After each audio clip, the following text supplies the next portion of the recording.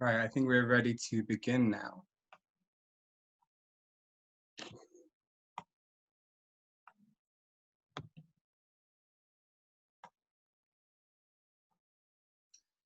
So, good afternoon again, and welcome to the first of 4 HSI Forward Food webinars. I would like to begin by thanking Sarah at TUCO for giving us the opportunity to host this series and for the 3 more editions that we have to come. My name is Sean McKenney and I'm the Forward Food Program Manager at Humane Society UK. And today I'm joined by our resident chef, Jenny Chandler, who will be cooking up a classic bean burger and showing us how to pack umami taste into our plant-based meals. So a little bit about Jenny. Jenny is a renowned food writer, consultant, and educator who is passionate about whole grains and making sure that pulses are firmly back on the menu.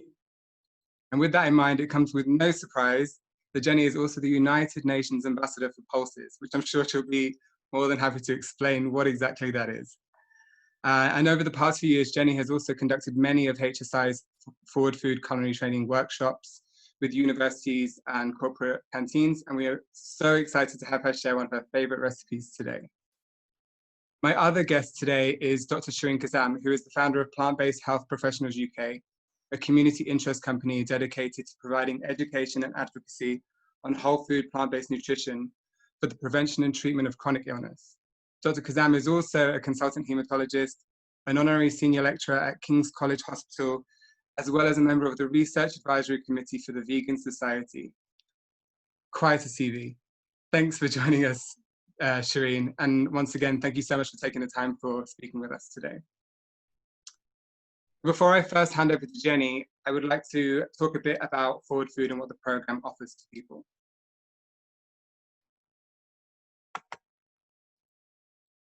Forward Food is HSI's meat reduction program that focuses on getting more plants on plates. We run culinary trainings in industrial kitchens, institutional kitchens, that give chefs a toolkit to create delicious plant-based options that appeal to vegans, vegetarians, and meat eaters alike. By inspiring chefs, Forward Food is helping universities, companies, and other organizations to provide exciting, healthy options for their customers. HSI UK believes that by making animal-free food options tastier and more satisfying and widely available, more and more people will opt for meat-free meals. And of course, we're seeing that. Over the past couple of years, we've seen tremendous growth within the plant-based movement. And along with Forward Food, our joint campaign, Eat Kind, encourages individuals to try a plant-based diet. And I'm very, very, very excited to say today that we have launched our Eat Kind guide, which provides tips and helpful information on how to transition to eating more plant-based meals. And if you'd like to see this guide, simply take the pledge on our website, which Leo is about to pop into the chat now. When it comes to plant-based meals, there's so much to talk about and there's so much I love to talk about, but today we really do want to focus on taste and nutrition. So without further ado, I'm now going to pass over to Jenny so that she can get us started on this bean burger. Hi, hello everybody. So bean burger, you might think, oh, that's a little bit boring, a bit unadventurous, but actually, you know, I realize that you're working in kitchens where you're often having to do huge amounts of food, where it's got to be quite economical and quite easy to prepare. And so I chose something which I think is kind of pretty universal. I mean, in a way, I wish it wasn't called a bean burger because I always think that it feels like it needs to be relating back to the meat, but how else do you kind of describe what it is? So we'll stick with the name bean burger until somebody comes up with something better. And I'll just turn that so you can not have to look at my face, but look at the ingredients a bit.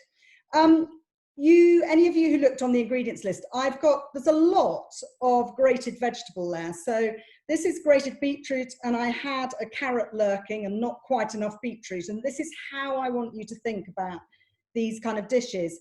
You know, it's a great way to use up vegetables, you know, to cut down on food waste. And in fact, today, you know, we're really going to be thinking about using a beetroot from kind of root to fruit. So really right down from the bottom root, right to the top of the leaf, we're using everything.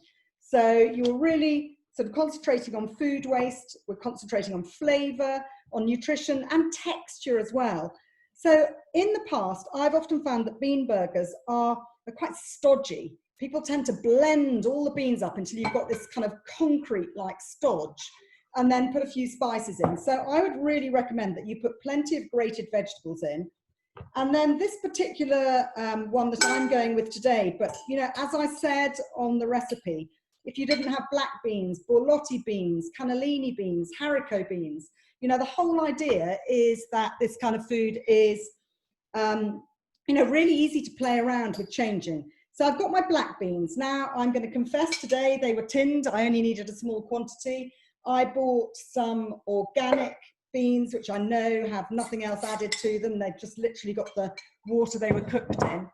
And with those beans, all I'm going to do, and obviously you'd be doing this on an industrial scale normally, but all I'm going to do is just mash the beans down a bit, just to a bit of a sort of sticky pulp. And then what we're going to be using in this recipe to sort of bind everything together is, you don't need an egg substitute or any kind of weirdy replacement. Quite honestly, all you need here is just something a little bit floury to bind them. And so quite naturally, and I'm not going to talk much about nutrition because we've obviously got the expert here, but you know, a great thing is in these bean burgers, we're going to be adding some oats. You could use breadcrumbs, but oats are fantastically good for you. They're cheap, they're widely available. And this means that, you know, you're going to get a really good quality protein from your pulses because you've got the grain in there as well. So I'm mixing that up. Now at this point, you've got the sort of main bulk of the burger. But what I'm going to have you doing whilst we're doing our prep of one or two other things is we're going to fry off some diced onion. And I hope you all did your homework and did your dicing before we started, as I told you to. Otherwise, you're going to be dicing like a mad person now. But I've got a diced onion, and that happened to be a red onion, but that's really of no importance at all. It's just an onion. And what I'm going to get you to do with that onion is you're just going to start to cook it down a little bit, because if we put it in raw, these bean burgers are not going to be cooking for very long. And so the onion won't get any chance to just cook down, become a bit sweeter, give a bit more flavour. So onion going into my pan. I've got a bit of olive oil in there today. It could be rapeseed oil, whatever you enjoy cooking with. So I've got my onions have gone into that pan there. And those are just going to begin frying down. And then I'll be adding some garlic. Now, onions and garlic, a little bit later, I'll talk about umami, where you get that savoury depth in food from. And both onions and garlic are really rich in umami. So those are going to give some really good depth of flavour. And then, you know, herbs and spices. What you can do with these bean burgers is, you know, depending on whether you're serving them with a Mexican meal, then you suddenly go kind of coriander, cumin, lots of chili. If you're going Middle Eastern, then you put Middle Eastern spices in. So this is just a sort of a versatile backdrop for whatever you're wanting to put in. So I'm putting in some roasted cumin and coriander that I roasted earlier. Putting those in, and then I'm going to put loads of fresh parsley. I'm always really disappointed by the amount of fresh herbs that most British people put in their cooking. You know, it's not a question of 3 leaves like that. It's more like, you know, half the bunch. This parsley is just full of goodness. It's full of vitamins, and it's going to make the burgers just so much tastier. I've got a little bit of dill, but, you know, I could be going coriander. I could be putting a bit of mint in. Again, it's that thing of, I know how kitchens work. It's what you've got. So you're going to put lots of nice herbs in there as well. And then basically, you know, that is the burger. So often I find when I'm working with chefs talking about plant-based cooking, they sort of say, oh yes, but, you know, there are so many unusual ingredients that we need to have, or there are expensive ingredients that just don't need to be. You know, these are all very basic ingredients. So the grated vegetable could be parsnip, it could be celeriac, it could be butternut squash. As I said, the pulse, you know, you can swap around with your pulses. So it's literally a question of putting together what's seasonal and what's going to work within your menu. And I always feel that if you prepare food which is not sort of over messed around with really great ingredients, then you're going to attract people who would quite happily come and eat a fillet of chicken or a piece of fish, because they'll look at that food and see that it's fresh, think it sounds tasty, and they'll go for it. So don't feel you have to do anything, you know, that wacky or wild. It just needs to be really good, flavoursome, healthy food. So I'm going to put a bit of salt and pepper in there. And that is basically the mix. And at the moment, it doesn't look too wet, but don't forget, you know, that beetroot's quite wet. You're going to have the wet onion coming in here in a minute. And we'll just be able to squeeze these together as lovely little patties. And a little bit later, we'll be frying them off. Now, I'm just going to show you just a couple of other things really quickly. You can do these after the session if you want to. It's just a question of thinking about how you would serve these up and make it a little bit more exciting. Well, one thing I find about bean burgers is they never have the kind of texture of a meat burger. It's a different thing altogether. And I sometimes find you feel like you're missing something to kind of bite on. So I really like to serve them with sort of crunchy vegetables. So either a really good slaw with loads of lovely vegetables in, or what we're going to do today is you're going to take the stalks from your beetroot, and so that you're not chucking them out, you're quite literally going to chop these stalks up into some nice little pieces. You can see I'm not the tidiest of chefs. You're going to just chop these up into some nice little pieces, and I'm literally going to make a kind of instant pickle. I'm going to chop up an apple as well, and then I'm going to pour over some sugar and vinegar, and right at this moment I've got some black mustard seeds sitting in my pan, and in a moment they'll start popping around, and then I'll just add my cider vinegar. So again, you know, it's not some highly expensive, you know, aged balsamic or anything, it's just cider vinegar, and I'm just going to pop that into the pan. Yeah, so mustard seeds just happily in there. Right, my onions. My onions, I'm just turning up the heat now because they've softened beautifully. And I'm going to add my garlic now because, as we know, you know, the onions are soft. We're not going to burn the garlic now. So we'll get that in. And I'm waiting for that kind of fantastic waft of garlic to come from the pan. And I'm sure that you're all aware of the fact that, you know, garlic is fantastically good for you, great for warding off all sorts of nasty lurgies. So great to be putting that in. Right, mustard seeds are now popping. So with my mustard seeds now, all I'm going to do, I've got some cider vinegar. I'm just going to pour it in over the top of them because that will have crisped them up and brought out the flavour. It's going to sizzle. Okay, so I've got my carefully measured cider vinegar, and I'm going to put some sugar in there, and then I'm just going to literally drop in my little stalks from the beetroot, and then whilst we're chatting away with Dr. Shireen, I am going to be chopping up my lovely apple that I picked from a neighbour's tree yesterday. So a nice apple, I'm going to chop that up and put it in with the beetroot. And you'll have this really lovely, fresh, sort of sharp and crunchy pickle to go with your burger. So my onion, I just want to get a little tiny bit of colour on it. I'm beginning to get that amazing kind of waft coming from the garlic. And then up to you in that pickle, in that quick pickle, you might want a bit of heat. I reckon most students are up for a little bit of heat. So I'm just going to take the seeds out of that chilli, but pop that in with my, oops, put that down again. I'm going to take the seeds out and then just pop that in with my little beetroot stalks. And then the sauce that I'm going to serve with this, I just think one sauce which is just fantastically useful in plant-based cooking, I mean, it's delicious whatever you're doing, is the classic. So my onions, you can see I've got a little bit of colour, and I can smell the garlic. It's smelling absolutely delicious. That's going into my burger mix.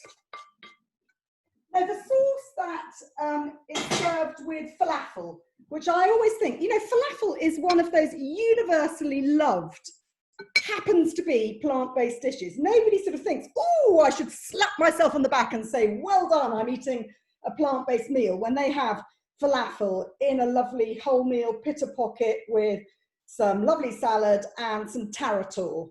And tarator, I'm just going to grab my bits here, is just basically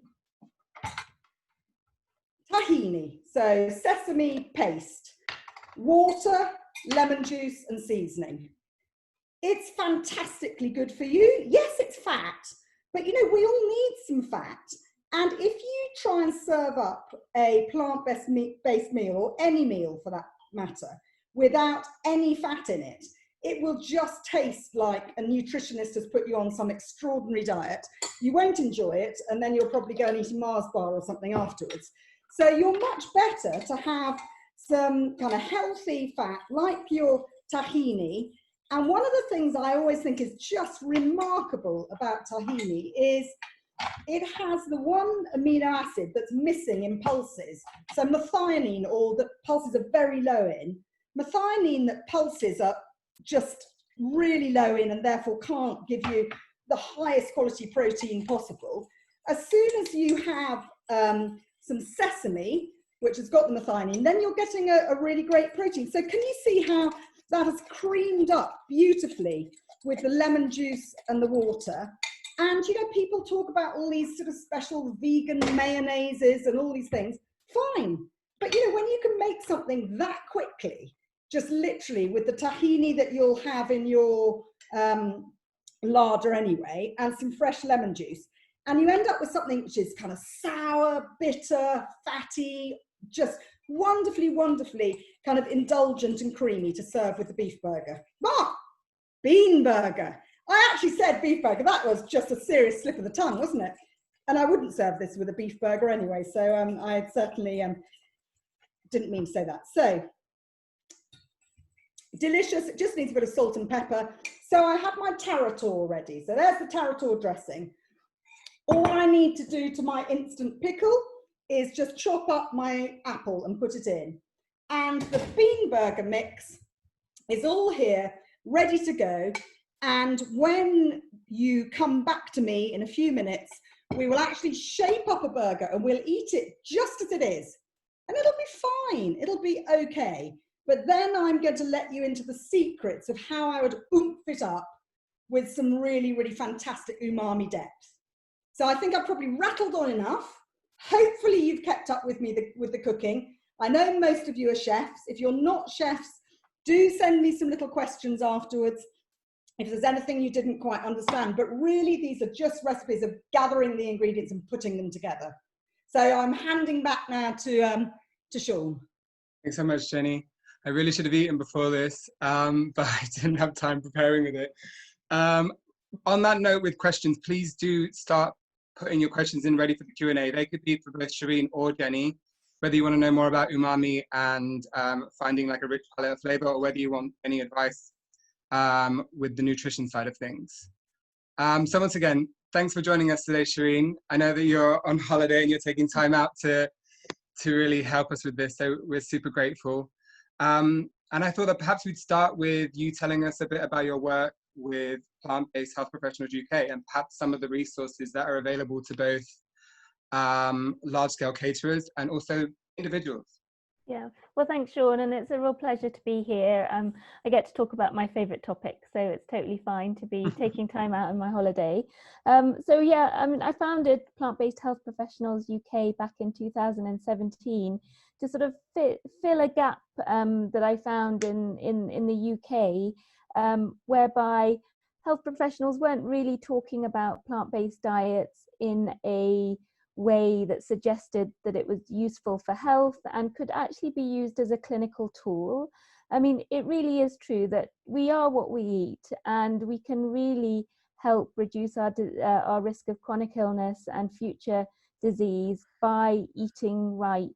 And the only foods that have been consistently shown to benefit our health through all life stages are those derived from plants. And I think our diet has moved so far away, you know, it's so reliant on processed foods, on animal derived foods, you know, we all think we need to eat eggs and dairy, and it's so far from the truth. So I thought we needed Plant-Based Health Professionals UK really to provide education for an increasing body of people, whether it be health professionals or the general public, who are looking to use diet on a personal level or for the environment or for their patients to really improve health and well-being and prevent chronic illness.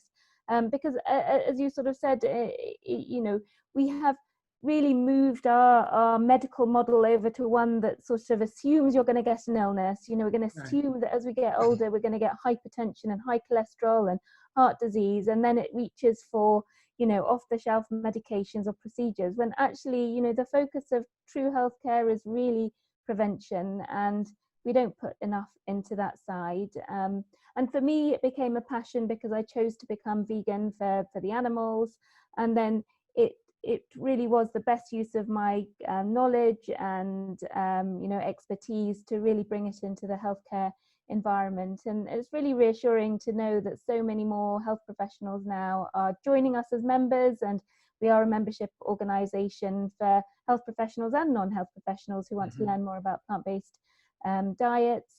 And you know, there's a growing body of expertise within the UK.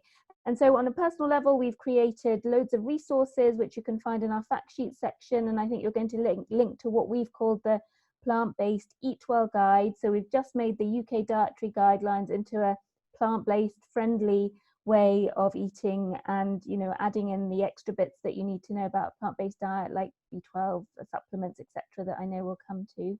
And yeah, there's loads of free webinars, you know, summarizing the data, and lots of articles, and I write a news review every week, so lots of things going on. And then, you know, we usually have events and conferences every year, but during lockdown we've now shifted to fortnightly webinars, which are free for everyone to join the live webinars. So take a look at our program and join if there's some relevant topics.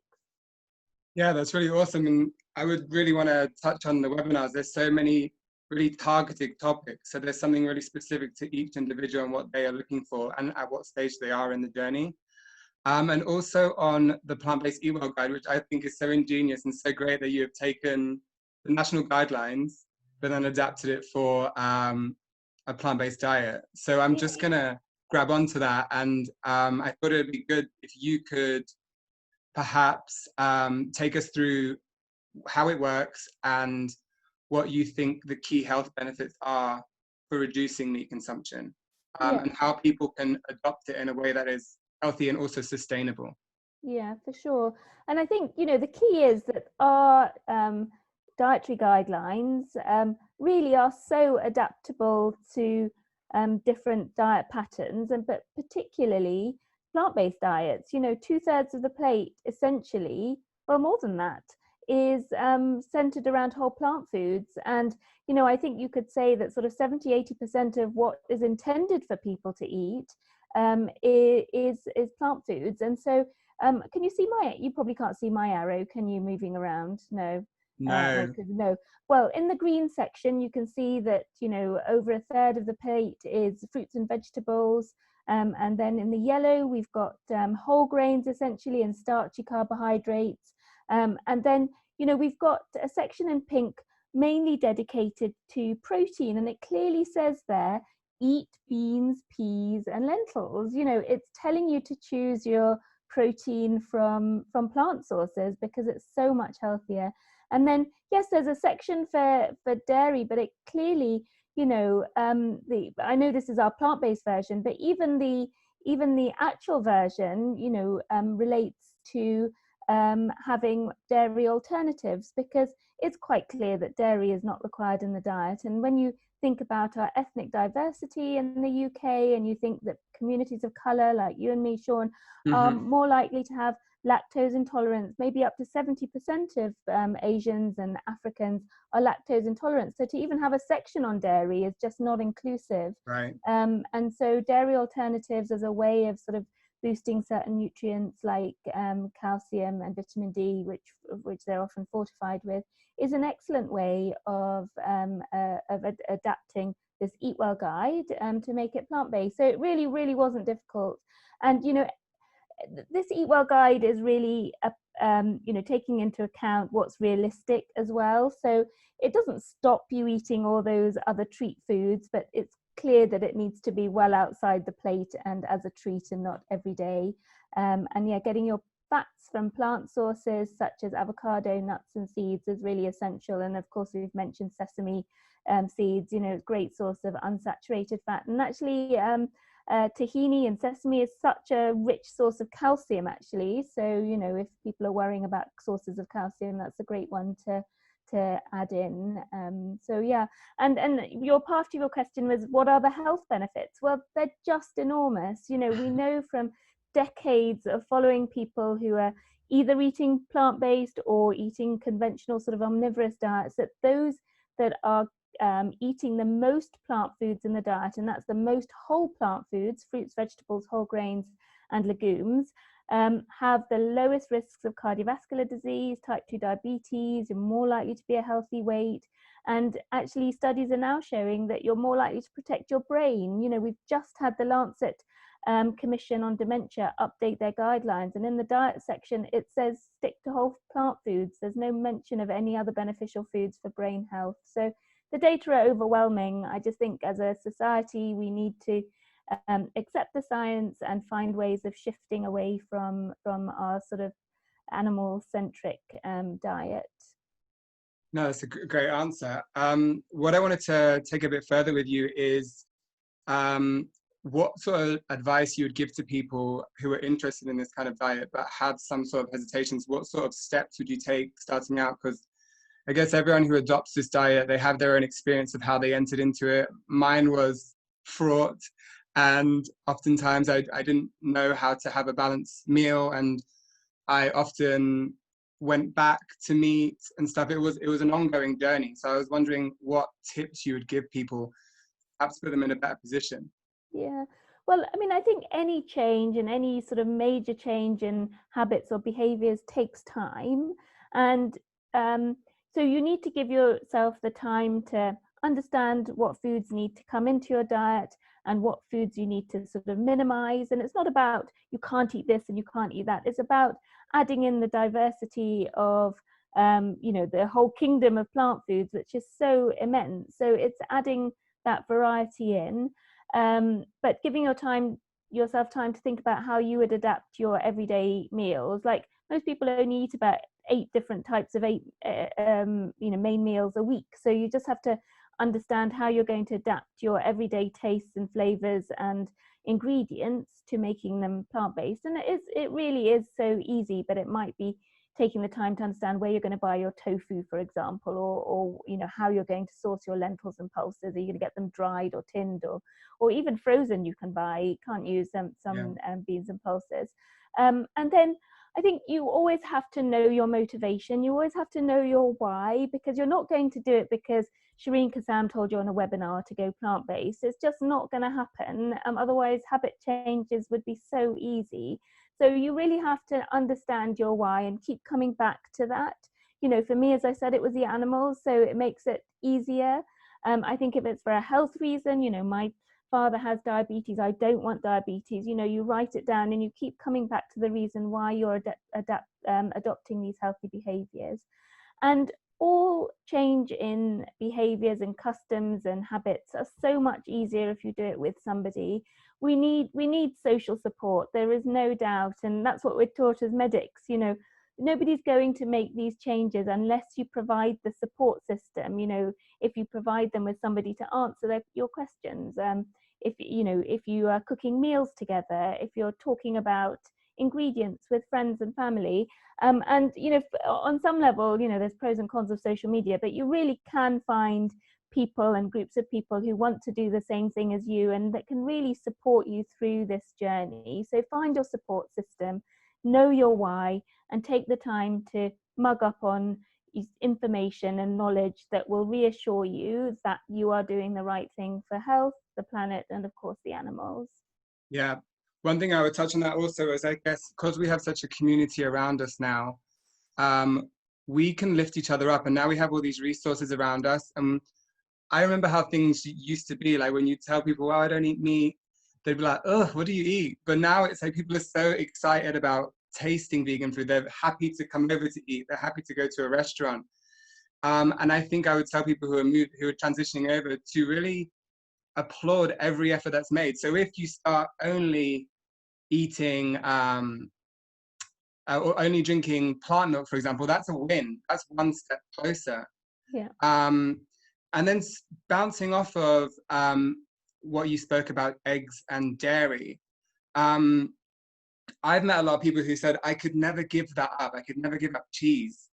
And because they believe that, and with milk, with how we've been taught that it's the best source of calcium. And many people believe that they need these animal products to sustain a balanced diet. So I was wondering if you could elaborate on some of the myths or perhaps the health disbenefits of eating eggs and milk and cheese. Yeah. Well, I mean, the science is quite clear. They're not necessary. You know, although people say we're omnivores and we should eat everything, the fact that we're omnivores means that we have a choice. We can survive on a range of foods, whether it be meat or dairy or plant foods. And actually, we know we survive the best when we're eating closest to 100% plant-based as possible. So the reason why we're addicted to cheese is because there's a chemical reaction that happens. You know, the casein, the main protein, gets converted into casomorphines and acts like morphine. It's an addictive compound, and it takes a good 3-4 weeks for the brain to, you know, disengage from that, you know, craving. And it's because milk is meant to be addictive. You know, we're meant to drink our mother's milk. But beyond weaning, we really have no necessity at all. And yes, it's a source of calcium, but there is no association between drinking or consuming dairy and your bone health. And in fact, the opposite is true. In countries that drink the most milk and consume the most dairy actually have higher rates of bone fractures. Now, the whole thing is complex, and you could do a whole lecture on pros and cons of dairy, but the point is it's not necessary. So then it comes down to your personal choice and finding alternative healthier sources of calcium, such as beans and greens, for example, because calcium comes from the soil and, you know, is taken up by the plants, and the plants are supposed to be fed to the animals, and then we supposedly have the animals' milk, but we can go direct to the source. And the problem is diet is complicated. So one week we'll see a story that says eggs and dairy are good, and then we'll see another one saying it's bad for heart health. And the question you always have to ask is, instead of what? You know, if I'm consuming cheese instead of processed meat and bacon, you know, a group 1 carcinogen, then you'll probably be better off. But if you're consuming cheese and milk and things instead of eating your greens and fruits and vegetables, then you're not going to be better off. So I think you have to choose the best thing you can, and there are better choices to make than eggs and dairy, because plant sources of protein and calcium really are restorative, and they're packaged. It's the package, it's not the individual, you know, item in the food, you know, the fat or the protein or the carbohydrate. The whole package full of all these phytonutrients that Jenny's been cooking acts to promote health. So I think you have to always say, instead of what, and is it really necessary in the diet? Yeah. And I would also say there's so many great alternatives now. I don't even want to call them alternatives almost, because they're my preference. There's so much versatility with plant milks. There's so many amazing vegan cheeses that are being developed nowadays. And to replicate the texture of eggs is so easy. I mean, maybe I'll join Jenny one day in creating like a tofu scrambled because it's so delicious. I have a couple more questions before we do hop back over to Jenny. One that I think will be really interesting. I mean, last year, the Game Changers documentary came out, which was highlighting how many pro athletes and sport icons have opted for a plant-based diet. I mean, you have Venus Williams, who changed over to a plant-based diet to cope with her autoimmune disease. You had Novak Djokovic, who's the world #1, who did it for recovery time, and then obviously Lewis Hamilton, another #1. So what do you think makes plant-based diets not just healthy, but also beneficial in performance? Yeah, no, for sure. So there's lots of aspects of that. One that we've touched upon already, you know, if you're eating plant-based, you know that you're keeping your heart and your blood vessels the healthiest they can be. And during exercise, you rely on the blood adequately getting to all your muscles and all your body organs. If your organs and your blood vessels are all clogged up with atherosclerosis, your blood is just not going to get there. So that's just a really basic thing. And the thing is, people think that they can outrun a bad diet, but you can't. People have looked at the arteries of marathon runners who are eating the typical kind of Western diet with meat and dairy, etc. And they're just as clogged up as the sedentary person, you know, who spends their evening in front of the telly.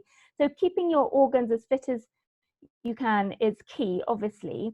Plant-based diets are rich in good carbohydrates, and there is no doubt you need carbohydrates for that fuel. Your muscles are fueled by carbohydrate, and your glycogen stores, you know, the stores of sugar which are broken down. So that's another thing. And then you know, exercise, and especially at sort of elite level exercise, is a really inflammatory process. You know, if you're straining and stretching and, you know, putting your bodies to the extremes of its capability, you're going to get inflammation. And of course, we all need inflammation to do our best, but we also need the correct environment and nutrients to then recover from that inflammation. And either you can choose foods that worsen inflammation, like animal fat and protein, or you can choose foods like plant foods, fruits and vegetables, that are full of anti-inflammatory and antioxidant compounds that really, really help you heal and recover quickest. And that's what you hear from most of these athletes. Oh, I was sore for days afterwards, but when I changed my diet, I was recovering really quickly, and then doing ultra marathons and triathlons and all these Ironman things. So I think those are the 3 keys, really: keeping your body organs functional, having the right fuel in that instant to perform your best from carbohydrates, and then being able to recover because you're bathing your tissues in anti-inflammatory compounds. Amazing. I just wanted to do a quick round of myth busting, because I know there's so many things that we hear that deters people. So I thought if we could, as quickly as possible, show that these things aren't true, you know? So the first one that we often hear is plant protein is inherently inferior to animal protein. Study after study have shown that those people eating the most plant protein and minimizing animal protein live longer, have less heart disease, have less cancer. And there's so many reasons why. It's the package. You know, protein isn't just about eating protein, it's what's packaged in it. And if you eat it from plants, you've got the anti-inflammatory compounds. It's virtually absent in saturated fat, and the protein causes less inflammation and less effect on growth hormones because of the constituents. Whereas we've got this myth in our head that it needs to be complete. Every plant has all the amino acids. It's just the ratios that are different from animal proteins. But if you eat all the foods that you need, fruits, vegetables, whole grains, and legumes, then together you will get all the right proteins. And you won't be eating the saturated fat from animal sources, you won't be eating the carcinogens from processed meats, and you won't be creating these inflammatory compounds like AGEs and getting the endotoxins from the bacterial residue, etc., etc. So that's been debunked and is just a nonsense argument. Officially debunked. The next one, plant-based diets are unsafe for children. No, and I wish you guys had joined me on this webinar that we had last night, safety of plant-based diets for children. And actually, maybe I'll send you a link, but the BDA have also, so that's the British Dietetic Association, have just endorsed 12-page fact sheet on plant-based diets for children, and have basically said, if well planned, like with any diet, it's perfectly safe to be 100% plant-based. So not a myth, and we've got studies showing that kids grow just as well and develop just as well on a plant-based diet, and they're leaner, they have lower heart disease, and more energy, and it's perfectly healthy. So it's just not true. And finally, vegans are deficient in nutrients like omega-3 and B12? Well, I mean, I think you have to question every diet pattern and ask yourself how to optimize it. So we have to know how to eat. You know, if you look at the typical British diet, we're deficient in potassium, fiber, and eating too much sodium. So there's sort of pros and cons of any diet pattern, and you have to know how to optimize it. So omega-3, the only essential omega-3 fat that you need is the short chain, which you get from ingredients such as flax seeds, walnuts, hemp seed, or it could be the oils as well. And that your body should convert or will convert into the long chain omega-3 such as DHA, EPA, that conventionally people are getting from eating fish. You have to remember that fish get it from eating algae. So it originates in a plant, fish eat it, we eat the fish. We can get it from the plants too, but in the short chain form. Now there's an ongoing debate in the vegan community about whether we do need to supplement with EPA or DHA. We just don't know the answer. Will that study ever be done? I don't know. But regardless of that, vegans have the lowest incidence of cancer and heart disease compared to any diet group. So we're not doing ourselves any harm is the way I see it. And B12, well, B12 is not in our food system at all. You know, most of B12 supplements are given to animals and then we eat animals. B12 is made by microorganisms. None of us are really eating microorganisms. We're washing our fruits, sterilizing our fruits and vegetables in chlorine before we eat them. So yeah, we supplement it, but meat eaters supplement it by supplemented animals. Vegans supplement by having a B12 tablet. There's many forms of supplementation within our diet already. It's just a different form.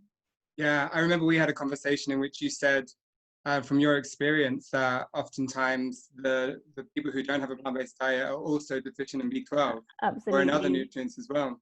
Yeah, as a hematologist, B12 is our kind of bread and butter of our daily work. And I can tell you that the majority of patients are not vegan, just by statistics. And about 40% of adults are B12 deficient, regardless of diet pattern, for a number of reasons. And so this is not a vegan specific issue, but vegans do need to supplement. Right. Amazing. So I think we've debunked some things, and I think we're ready to hand over to Jenny and see how these burgers are getting on. Once again, I'm seeing your questions. We're going to get to them after Jenny has served up some burgers. So thanks again, Shireen. Hi, you ready for me? We're ready for you. Okay, hi. So I realized earlier I probably shot along at an absolutely extraordinary pace.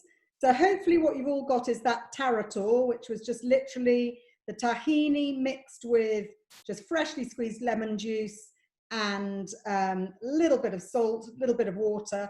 And that lemon juice, I'm sure Shireen would tell you, is helpful there. That's vitamin C for you to absorb the iron from your legumes and all your veggies.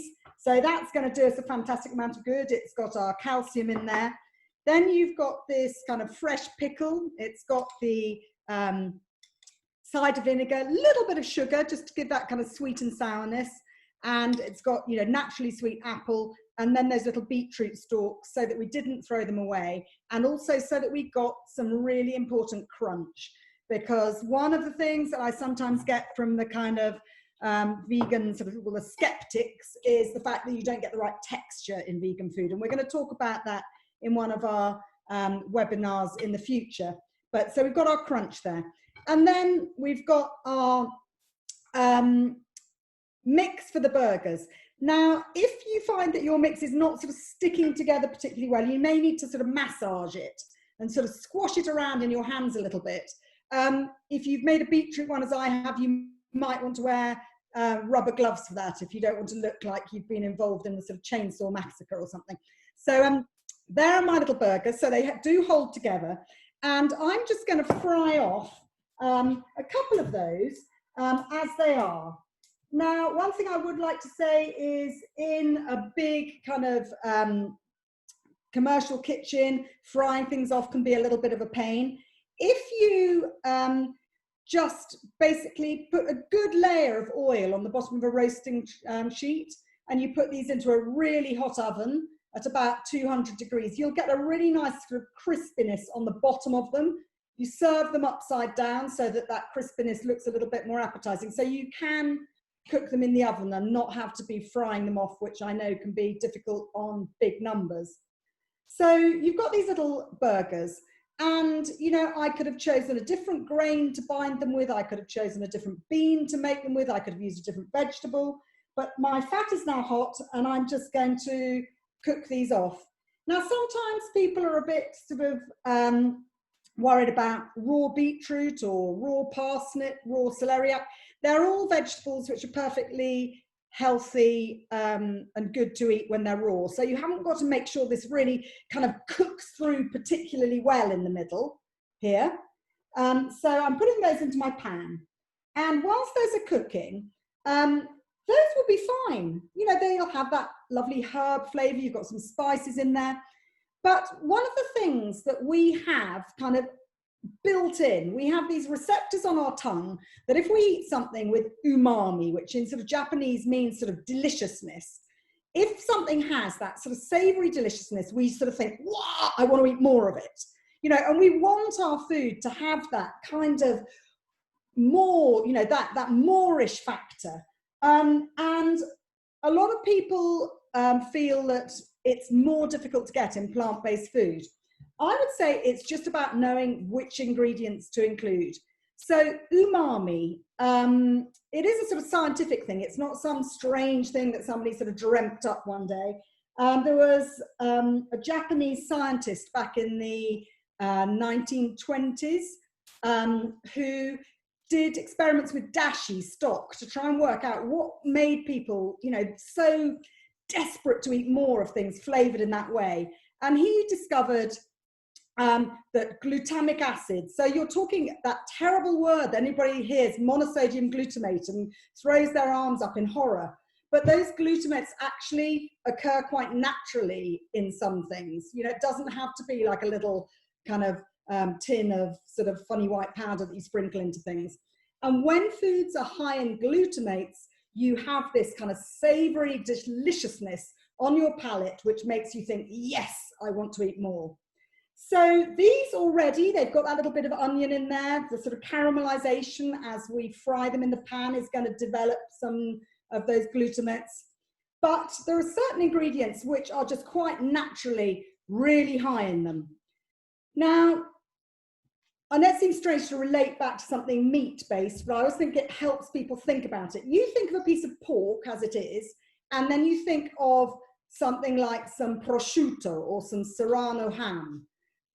Or you think of something like a piece of cheese that's completely fresh, hasn't got much flavour, and then it's matured. Well, exactly the same thing happens when you ferment or when you store, when you dry, when you salt plant products. So let's think about, you know, something like a porcini mushroom. I mean, of the mushroom world, actually shiitake are pretty high in umami as well. But you have a mushroom like this, and quite naturally, when I stick my nose in that pot, I'm almost getting bovril, which I know I shouldn't be saying when we're talking about vegan food, but it's a deeply savoury, incredible smell. So if I'm looking at how to get some sort of savoury deliciousness into something which I might feel is a little bit bland, maybe, you know, some mushrooms, either just your common, you know, just average little button mushrooms, which are long roasted or fried for a long time so that they really develop these glutamates as the sort of cell structure of them breaks down, or dried mushrooms. I sometimes just put porcini mushrooms into a blender, so I have almost like a dust that I can sprinkle into things, and it's just like magic. Now I'm talking about magic mushrooms, it's really getting worse and worse. But so absolutely fantastic depth of flavour from something like a mushroom. So you could try, if you've got some mushrooms with you at home, just soaking those in a tiny bit of warm water to speed things up, just a tiny bit of water, or just chopping them really, really finely to go into the rest of your burger mix. Something else which is absolutely fantastic, I'm going to turn my burgers over now because I'm feeling like they're going to have a bit of good colour on them. Where is my palette knife on? That will do nicely. Something else which is fantastically rich in umami flavour are these nutritional yeast, which a lot of people haven't really met before. And if you're a chef who's just sort of stepping into cooking plant-based food, this is really useful stuff.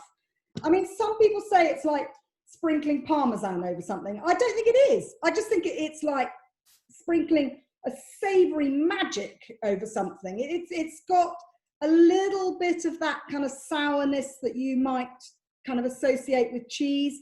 You can get it enriched with B12, so you're ticking that box as well. And it's a natural thing. This one's organic. It's basically from molasses, from beet molasses.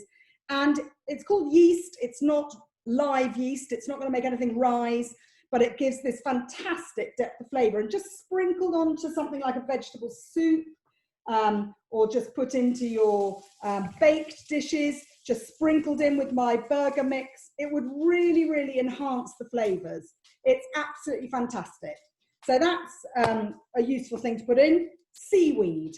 Seaweed, which is something which absolutely extraordinarily, living on an island, really has been something that British people kind of forgot about. You know, you've got the Welsh with their lava breads, and people on the coast maybe have carried on using seaweed. But until the kind of influence of Japanese food over the last few years, people were a little bit kind of like, ooh, not sure about that. But I would say, and this is Scottish seaweed I've got here, you can get it sort of dried, so like a seasoning powder. I made some gazpacho yesterday, and I was just thinking, oh, it's not quite there. And I put a little tiny bit of seaweed into it, and it was just extraordinary. It didn't taste of the sea. It didn't have that kind of fishy, sea, salty taste, but it just made it more rounded and full in my mouth. So seaweed, a tiny bit of that. And what I'm not saying is put them all in. You know, it's just a little bit of something. Then something else, capers are extraordinary things that they've been sort of salted. They have this really, they're often sitting in vinegar as well. So they've got this like sourness, they've got a little bit of saltiness. I don't add much salt to my food because I tend to use ingredients which have already got that umami savoury depth to them. So I use less actual sort of salt that I'm adding. So capers in that salting process have developed more glutamates and have got this really great kind of lifting depth that mixed into a burger like this. Just a few of them. I know they're expensive. You wouldn't use many to lift your burger. Fermented things, miso. Miso I couldn't live without. I absolutely adore it. And, you know, depending on which miso you go for, the much paler rice misos are very mild in taste. I mean, even to the point that I might put them into a sweet dish. But they're great in sort of salad dressings and things. And that fermentation that's gone on gives that umami depth, which is just fantastic. So I don't just use them in Oriental dishes. A little bit of miso in this burger mix would also kind of oomph it out, fill it out, give you that amazing savoury mouthfeel. And on the same sort of track, thinking about fermentation, in recent years, Korean food has become more and more popular in Britain. And kimchi, you know, suddenly nobody had heard of it. And now loads of people, I mean, you can make your own kimchi so incredibly easily. I know that in a big commercial kitchen that maybe is not going to happen. You can also buy it pretty easily, but do make sure if you're buying kimchi that you buy one that doesn't have any fish sauce in it, because some of them do. Doesn't need to be there, but some of them do. This one has got loads of ginger, and then it's got a bit of smoky paprika in it. So it's not a traditional kimchi at all. It's absolutely delicious. A tiny bit of that served either in the burger mix or a little bit on the top will kind of bring out savoury depth, and it will be adding sort of sweetness and sharpness, and, you know, and then it's good for the gut health, but that's another whole discussion. But really wonderful stuff. And then smokiness does that thing of helping food taste kind of round and full. And I have a little fixation about these little Mexican chipotle peppers that you can get in a little tin. But I mean, you can buy them dried and grind them up yourself or whatever you're wanting to do. But a little bit of smokiness, particularly if you were serving this in a sort of Mexican or sort of South American style sort of buffet, would be fantastic in these burgers. So what I'm going to do now, I'm going to get one of my burgers out of the pan there. So you can see all held together beautifully, didn't sort of do a collapsing job, which is another thing that people always say to me, oh, they always fall apart. I just think you've got to do a bit of massaging, you know, really get your hands into the mixture. And if you've got enough either oat or breadcrumbs, and breadcrumbs, that's a great way of using any leftover bread in your kitchens. Whizzing it up for breadcrumbs, putting it back into the bean burgers so you're not wasting anything. And this, at this point, just going to grab a plate. So this one, you know, is the basic burger mix. And if I say put a little tiny bit of the tarator on top of that, and a little bit of my kind of pickle, which is going to give me a little bit of sort of crunch, I'm going to have a little taste of it. And then I'd like you to do the same at home if you've got all those different combinations. So you're going to have a little taste and you're just going to be thinking, right, you know, this isn't just a question of feeding my students something which is nutritious, very important. It's not about just feeding them something which hopefully looks quite appetizing. And before I stuck my fork into it, that did. You'll be able to see the end plate at the end. It's about something, does it fulfill in my mouth what I'm hoping for when I have a mouthful of food? Because it's no good as cooking things which tick all the boxes nutritionally if nobody wants to come back and eat them again. They've got to be delicious. And plant-based food is really easy to make delicious. You've just got, you know, such a vast array of ingredients. And as Shireen was saying earlier, we tend to eat so few ingredients most of the time, so few dishes are cooked, you know, and you've got this massive larder. So now I'm going to eat a bit and I won't talk whilst I'm chewing the mouthful.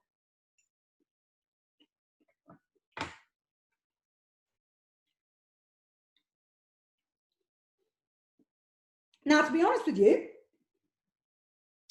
I would pretty happily eat that.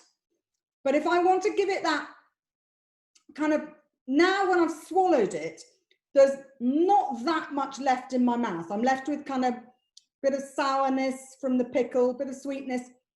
If it had some more umami to it, I'd be left with this kind of like, oh, I need to eat the next bite. It's what all those terrible, huge industrial food companies do, lace stuff with glutamates, and often it's with industrially made MSG, which makes you think, oh, I've got to have another bite.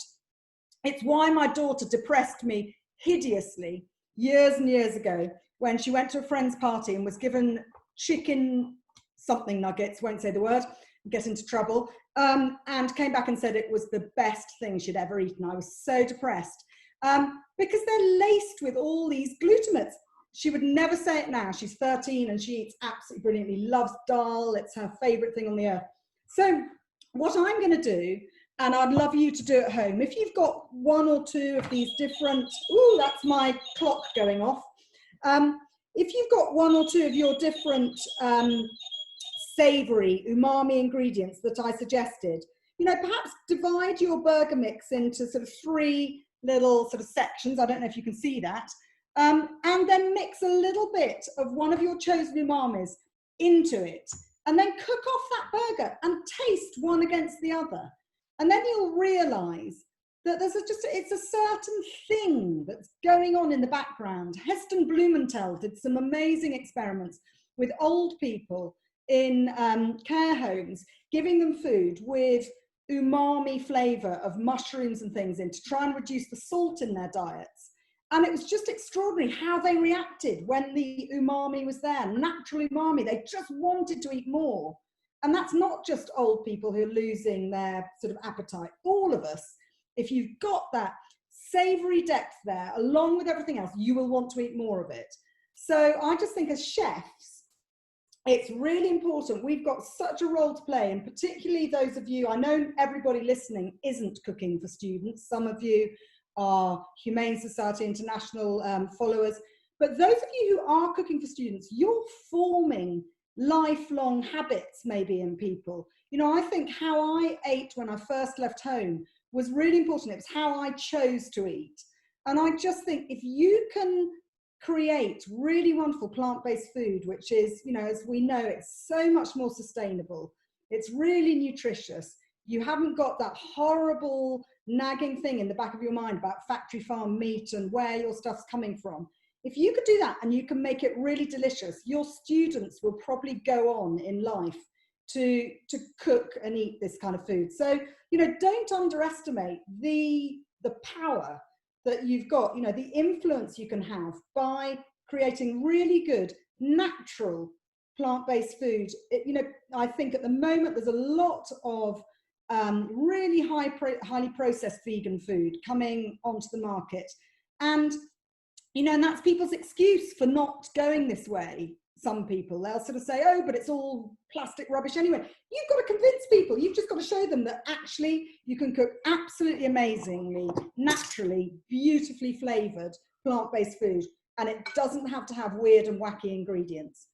So I'm going to leave you just adding a little bit of your different umamis to some of your mixture, and maybe frying off. You can even do little tiny patties of it to taste and see what's happening.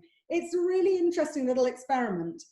And then when I come back in a little bit, if Sean ever allows me back on again, because I've probably talked too much, I will show you my plated up version. And it will also have, because I was saying about this sort of the root to fruit, this here, which my lighting's terrible in this kitchen because the light's behind me, but this is the leaves of the beetroot, which are loaded with fantastic iron and vitamin C and all this wonderful fibre. I didn't throw them out. They taste so similar to spinach, I can't tell you. They don't. People think they're going to taste really beetrooty. They taste wonderfully sort of spinachy. They've got that really lovely sort of depth, the sort of almost, it is almost bitter, isn't it? It's that wonderful flavour. So that will work really nicely with the burger. And what I did with those, I literally just steamed them in the water. I'd washed them in. And I'm now just going to stick a whole clove of garlic in with a little bit of olive oil and just toss it around. And then I'll take that clove of garlic out. Don't worry, it won't get thrown away. It'll get chopped up into the next dish that's happening in this kitchen later on this evening. But then I've got my greens, I've got my pickle, I've got my burger. They're all linked to each other because they all came from the same vegetable, which is quite fun if you were doing it for, you know, something a little bit special. And also it's just that whole thing of tying in the fact that plant-based food is about looking after food waste as well as looking after ourselves. So hand back to you, Sean, and then in a minute I'll have plated up a version, and I'm going to make one with a little bit of mushroom, one with a bit of kimchi, and one with a bit of seaweed, and then see what I think. Perfect. I love when I also learn something new. It's very insightful. I think I'm going to go out and search for some ground seaweed and start experimenting with those sorts of meals. And I also say to everyone who's watching and you're cooking, do share what sort of combinations you're doing in the chat. Let us know how it turned out. And also, as Sarah said earlier, you can tag TUCO in your creations so that we also get to see what's happening.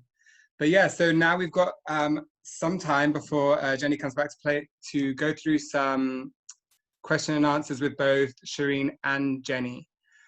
We've had a couple in the chat. Karen asked about if 1 tablespoon of ground flax or chia was a daily or weekly requirement, and Shireen has told us that it's a daily requirement. And it's really easy, Shireen, isn't it, to pop it into porridge or a smoothie or something like that, Totally, you know? Totally. And it doesn't have to be just those two things, you know, 6 walnut halves, you know, you can have hemp seed or have it as your hemp seed oil or flaxseed oil in the cooking. So different ways of doing it. It's just a range of foods with the short chain omega-3 fats. Perfect. Another one here I've got is, how do I get enough iron and make sure I absorb it? I tend to be anemic and I do eat leafy greens, but not sure how much I need. Yes. No, good question. Iron always comes up when we're discussing plant-based diets, and it's sort of another myth because plant-based diets have just as much, if not more, iron. It's just that the body handles it differently, but that's potentially good because iron from animal sources, so the heme iron, just gets absorbed willy-nilly, and you end up with too much iron that can cause oxidative stress and inflammation. So that type of iron is not great. With plant-based iron sources, your body is able to regulate it more, and it's quite easy to get enough in the diet. But I think we have to recognize that iron deficiency at certain stages of human lives, such as, you know, adolescence and menstruating females, is common in any diet pattern. It's one of the commonest nutritional deficiencies around the world, regardless of what diet pattern you're having. And unfortunately, if you have become deficient for whatever reason, you know, if you've really got a low iron level, you probably do need to go through a phase of taking iron supplements you replenish your stores, and then at the same time, and then for future, be keeping the stores replenished through a dietary approach. And you know, there's so many iron-rich foods. In fact, Jenny's chosen a great example with the black beans. A portion will give you about 20% of your recommended iron, and obviously leafy greens will too. I mean, you're probably not going to be able to get all the iron requirements, depending on your gender and age, just from leafy greens, because you probably need about 8 portions a day to be getting all the iron. But you're going to be getting it from a range of leafy greens, dried fruits like figs and apricots, and beans as well. So, and then increasing absorption, Jenny's already covered, you know, add acid and vitamin C. So just adding 50 milligrams of vitamin C, which could be just a portion of bell pepper, a portion of broccoli, some orange juice, will increase the absorption by 3 to 4 times, and avoid those things in the diet that will prevent absorption, so polyphenols in teas and coffees. So I mean, I love having coffee with breakfast, but you're not going to absorb your iron. So, you know, have an hour's gap between your meals and drinking your tea and coffee, and also calcium supplements. And actually, an interesting fact I learned recently is that, you know, African babies that become iron deficient, they're often being more at risk because of the calcium in the dairy they're also being made to consume. So it's an interesting balance. But so, you know, if you're supplementing calcium or having the fortified calcium foods, maybe have them separate from the iron-rich foods as well. Definitely did not know that about coffee. I too love to have my coffee with it. I have to make some changes. So I have another one here, which I think that we kind of addressed, but so it'd be good to maybe just clarify. I'm considering a plant-based diet, should I take any supplements? Yeah, so you know, supplements are something that you need to know about, not so much about supplements, but where you're going to get your nutrients. And there's certain nutrients that need special consideration in a vegan diet. So we've touched on B12. Now you can choose to get it from fortified foods like the nutritional yeast and your fortified plant milks, for example. But to be honest, it's a bit more effort. So for me, I prefer to just take a regular B12 tablet. So you can do that daily or weekly, and the doses are given in probably your Eat Kind guide and my plant-based Eat Well guide, and the Vegan Society has excellent resources on all of this. So B12 is a must, and is the only definite one that you have to take on a vegan diet. That means 100% plant-based. So you then need to know where you're getting your vitamin D, and we get vitamin D predominantly from sunshine. Western lifestyle, we're not really going out, seeing the sun, lockdown, etc. We're all going to be deficient. So the UK government tell us that we need to take, all citizens need to take vitamin D during the winter months, October to March. So vitamin D for everyone in the winter. And then if you're not getting enough sunshine during the other months, then you might want to take it in those other months. Darker skin tones like mine, you know, you're going to need much more, that you're never going to get out between 12 and 3 in the midday sun, and you might want to take it all year round. And then you need to know where you're getting your iodine. So you might choose to get it from seaweed like Jenny's used, but maybe you don't like seaweed and you're not eating sushi and you're not having fortified milks, and then you might need to take an iodine supplement. And that's the same in other diet patterns too. And iodine deficiency globally is a real problem. In the US, they iodize salt, so they add it to salt and people eat the salt. I'm not advocating finding yourself iodized salt, because we want to minimize sodium in the diet. So either a supplement or find it in your food sources, but know where you're getting it from. And then we've talked a little bit about omega-3. It's an issue for all diet patterns. You need to just know where you're getting it from. And then certain nutrients like zinc and selenium, it's just knowing which foods have them. They're plentiful, but you know, for example, one or two Brazil nuts a day will be your daily requirement of selenium. Whereas, you know, animal feed is supplemented with selenium. So you sort of need to know where you're getting it from. And as I say, we've gone, the Vegan Society go through these nutrients. You just need to sort of get used to thinking about them slightly differently. Mm-hmm. Yeah, awesome. I also take one every day just to make sure that I'm covered, you know, and then even though I know that whilst I expand on my diet, I think that's a great thing if you're supplementing and then also experimenting and building your diet. In that way, you're not scared about going into something and feeling that you're not getting everything you need. And this kind of ties into the next question. Someone here said, I'm new to plant-based and I battle with balancing macros. Please help. Yeah, well, I think I might have mentioned this already. I think macronutrients are really overrated. So we're talking about protein, carbohydrates, and fats. And we don't actually know the optimal combination. Or maybe the better way of putting it is that there's different optimal combinations. So what we need to focus on is the food.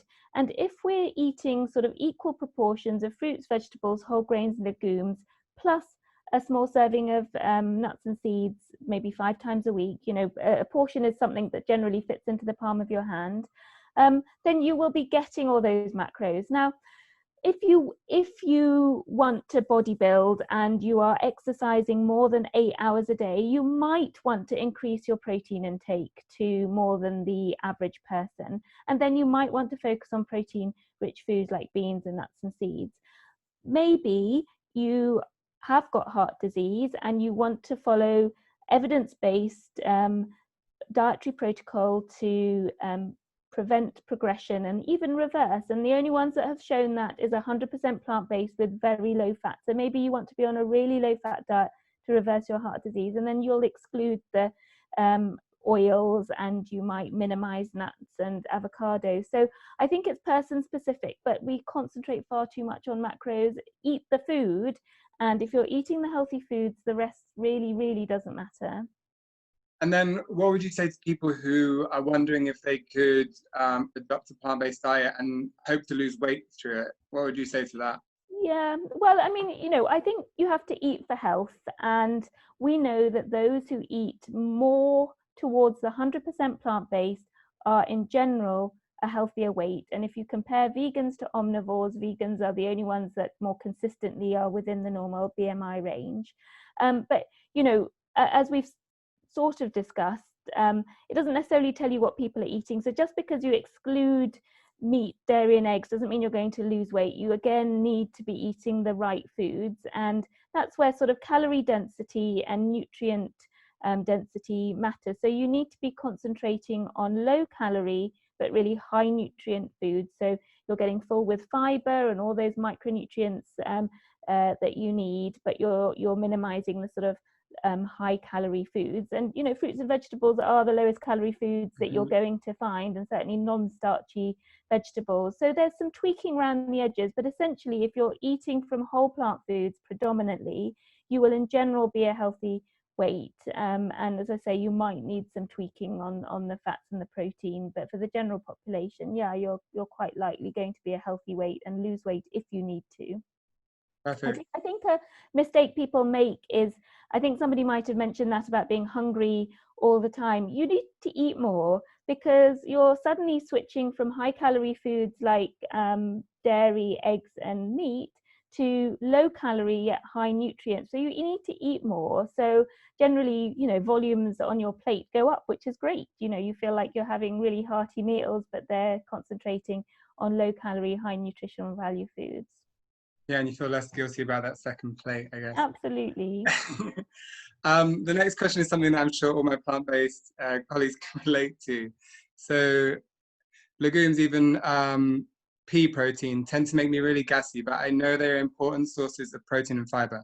What can I do to lessen flatulence? Yeah, it's a tough one, and as you say, it's a common one. I mean, I think we have to accept that you know, passing gas is normal human behavior, and there is a range of normal. And I don't know what normal is. You kind of know what normal is for yourself. And I guess the question is, if you think you're passing too much gas and you want to reduce it, there could be some tweaks that you can make. And I think, you know, that's what happens and sometimes puts people off going the plant-based. They go from, you know, virtually no fiber in their diet to loads of fiber and loads of beans. And you probably do need a gradual switch and sort of transition where your gut bacteria that are fermenting all these foods that you're putting in get a chance to readjust to this sudden fiber load. But I did make some notes on this because I always forget all the different ones. I'm just looking at my notes. So, you know, soaking beans, you know, if you're buying in bulk because you're reducing the price, it's always good to buy the dried beans and pulses. Soak them, remove the water, and then cook them. You know, eat smaller meals and maybe eat more often to get your calorie intakes rather than having everything at once. Eat slowly because I don't know if you're anything like me, you know, you try and eat your lunch at your desk, it's gone in 5 seconds, you're then gulping loads of air that then contribute to this sort of gassy, bloaty feeling. Drink plenty of water because that just gets everything moving forward. Make sure you cook your beans and pulses till they're really soft, and then think about adding them as purees. Like I've seen really good recipes where actually the lentils are just pureed into the pasta sauce, for example, rather than being left whole, and hummus and, you know, the usual vegan things are really good for that. So and then if you're really not winning, then you can consider a short period of time with some probiotics, you know, the friendly bacteria that are going to help digest, and maybe digestive enzymes like BNO. But, you know, I think at that stage you probably want to be looking to a nutritionist just to sort of guide you through what tweaks you can make to your diet if you've done those other sort of upfront things. And again, it's also avoiding things like alcohol that can also contribute to sort of upsetting the tummy and things like that too. So those are my sort of main top tips, really. Great. A couple more questions before we pass back to Jenny to plate. This is another myth that I think we should debunk. Is soy healthy? I've heard so many stories about soy increasing your estrogen levels. Yeah, no, absolutely. Minimally processed soya we're talking about. So that's things like tofu, tempeh, miso that was mentioned, the fermented soya, and also, you know, the soya milks. They're really healthy. There has never been a study that's shown any negative effects. Any negative effects may have been shown in animal models. And the myth comes from the fact that they're plant compounds that have the same structure as human estrogen. And so we've assumed that they're going to act in the same way, but actually those molecules are actually quite clever in the body, and sometimes they have an anti-estrogen effect and help prevent breast cancer, which has definitely been shown in studies, or they can have a pro-estrogen effect and maintain bone health, for example, or prevent and reduce postmenopausal flushing, for example. And these are all based on clinical studies. And, you know, soya consumption comes with a like a health guarantee. I can't remember the exact word, but you're allowed to say that soya is heart healthy because it's been shown in clinical studies to reduce cholesterol levels and also protect or reduce the risk of heart disease. So there's no doubt that it's healthy, does not cause feminization in men. And in fact, men on a plant-based diet have just the same level of testosterone as those in an omnivorous diet. That study, another study showing exactly that, was just published a few weeks ago. So there's not going to be any detriment. And, you know, all this kind of meat is manly and tofu is not. Yeah. It's just, you know, another fabricated myth. So minimally processed, you know, 3 portions a day would be fine, but I'm surprised if anyone's eating 3 times a day tofu. But if you want to, that's totally fine. And any detriment has come when you're eating, you know, 8, 9, 10 portions a day, and nobody's going to do that. So minimally processed is really, really good. And coming back to the protein question, tofu and soya is actually has the same biological value as meat protein. It's really healthy and got all the amino acids and is a source of omega-3 fatty acids as well. So and fiber, which obviously meat is lacking in completely. Great, that's another thing debunked, and tofu is the champ. I have a couple of more questions. This one is for both Shireen and Jenny. Carly loves the Eat Well guide. But she has a question about vegan junk food alternatives, and this relates to her student marketplace. Do you see a place for these, and how can we educate students in eating more balanced plant-based dining? So I guess this is, from Jenny's perspective in the canteens, but also Shireen as an individual, for young people, how can you advocate for more balanced plant-based dining? Yeah, you go, Jenny, because I'm just getting some more juice in my computer. Okay, well, I would say that if you are so hard pressed in your kitchen, you know, with timing, and I can absolutely see that making a bean burger from scratch is very different from buying a sausage, which you can put straight into an oven. There's more time involved in that. If you are so hard pressed that that is going to be the difference between you putting a couple of vegan options on or not, then yeah, I would say maybe there is a place. But I just feel that, you know, there are things like, you know, very simple roasted vegetable dishes where you can, you know, things like sweet potatoes and cauliflower, things like that are just fantastic if you just throw them into an oven with lots of nice spices on them and just serve them with some, you know, I don't know, some rice or some other kind of carb that you've got going on. That I would really love people not to feel that they had to go for the sort of the meat alternative, the processed sort of ready-made meat alternatives. But if it's the only option there, then maybe. But no, my instant thing would be, once you've found the quick dishes that you can do, which are plant-based, which are literally about just putting some kind of really lovely umami, sweet and soury kind of dressing on something which has been very, very quickly and easily roasted in the oven, I would kind of always rather you did that. Yeah, so I guess from my point of view, just thinking as an individual, I think they have a role. You know, we're all used to going to the supermarket and grabbing something we're familiar with. So I think as a transition food, that's fine. You know, whereas you're trying to find your feet, as Sean said, you know, it can be difficult and you can find yourself slipping. And if that's going to keep you on that journey, then all well and good. And I think there's some, you know, you can make better choices. I think it's always trying to do the best that you can in the situation. So, you know, the good things are that they are very low in saturated fat, although if you choose ones that are made from coconut oils, for example, or include coconut oil, that is a saturated fat. So maybe you look to see, is it coconut based or not? I mean, I would avoid the saturated fats.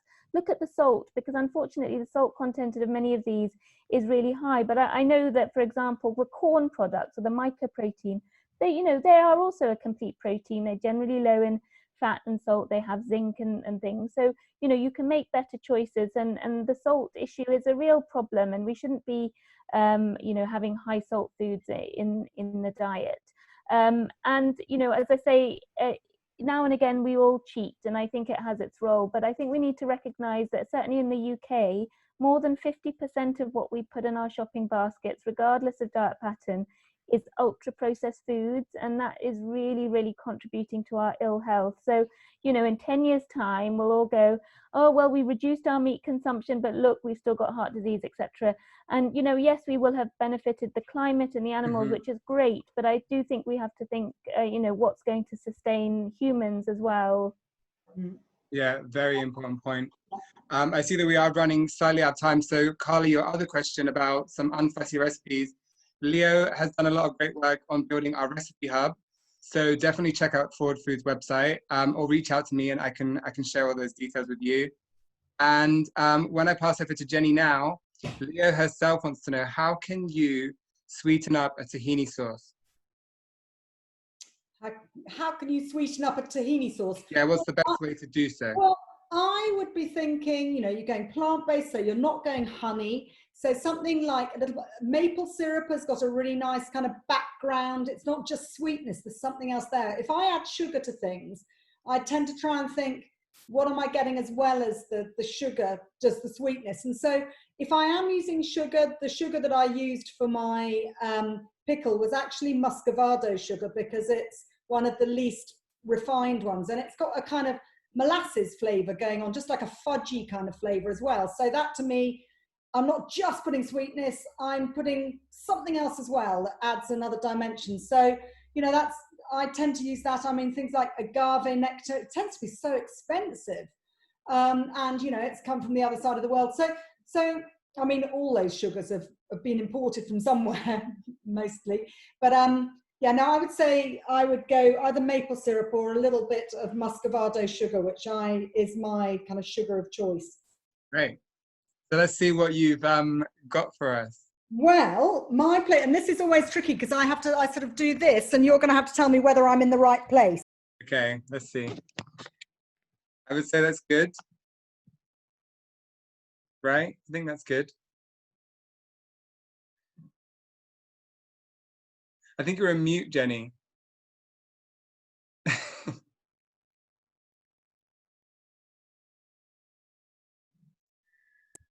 There we go. Right. Okay. So I've got the burgers. I've got that tahini sauce that they're sitting on. So the tarator.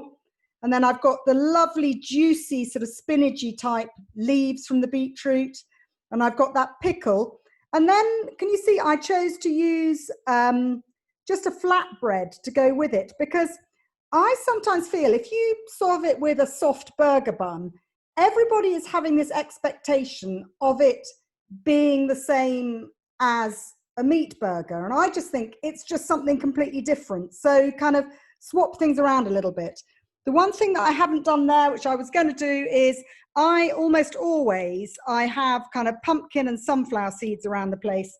And they get sort of sprinkled onto the top of so many things just for that added little bit of extra crunch and the nutritional value.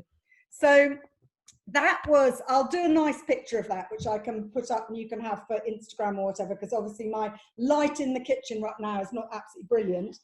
And I did have a little nibble of my three. So I've got the one with the mushroom, I've got the one with the seaweed, and I've got the one with the kimchi in it.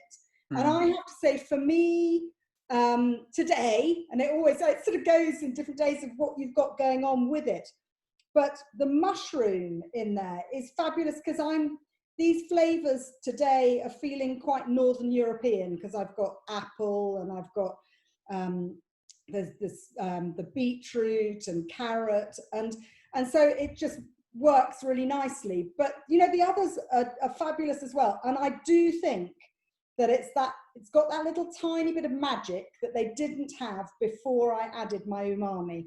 I want to eat the second and the third, possibly the fourth burger, because they've got that lovely, lovely depth to them. So I just think when you're creating plant-based dishes, go with lovely, beautiful, seasonal, because they're usually cheaper as well, products. And then just think, where am I going to get that little extra bit of magic, that little bit of savory depth? And do we have the list of the umami ingredients on the Humane Society website? You do, because there's a whole list of things which are really high in umami, like sun-dried tomatoes. There are lots of things that you can just add a little bit of, and they just go, you know, they lift a dish. So hopefully that's been helpful. And I'd love to hear what anybody else umamied up their burgers with, and you know, find out what people thought. Yeah, that's been amazing. Please do share them through. We'd love to see them. And we're coming to a close here. I would say, in terms of the guides, because I know we're getting confused by the Eat Better guide, with Shireen is a great basis for the nutrition of introducing yourself to a plant-based diet. And then with HSI and the Eat Kind guide, it really is giving you practical tips for people who perhaps just want to know the ins and outs of where to begin. There's so much to it. You know, there's lots of little hacks in there and stuff. So definitely check out both of them. I'd love to thank Shireen for taking time out again, for being here with us. It's been super insightful. I've learned loads. Likewise with Jenny, always a pleasure. And then of course, Sarah at TUCO and my colleague Leo. And of course, everyone for joining us today. One last thing I would say is, for any questions, please do email myself or Leo. And of course, we also can give you information to Shireen's website and to contact her for any more nutritional questions. And TUCO would love if you could complete a survey at the end of this, so you you can tell them how this content was and what sort of other webinars you'd like. Hopefully you'd like to hear more from us.